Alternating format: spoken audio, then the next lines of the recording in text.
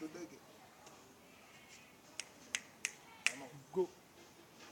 wa de secteur trop bana Londres bana pesa ntango tobosani te kaka ndenge ezalaka Ibrahim Nzambe na nyonso donc ma Charlotte pigeon vert ya bino yango wana apesa ntango toujours kafu toujours makambo na kati apesa ntango makambo toujours en marche na kati apesa ntango donc Yvonne todake tobosani te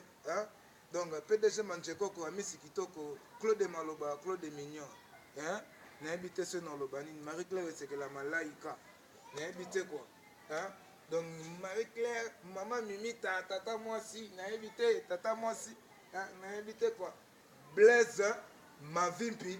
Didier Bolafa makopa na kati ya Londres donc nayebi te quoi Damien Kosimato Brice Mpagne ya bino yango wana secteur merci vraiment na pesa ntango c'est bon bye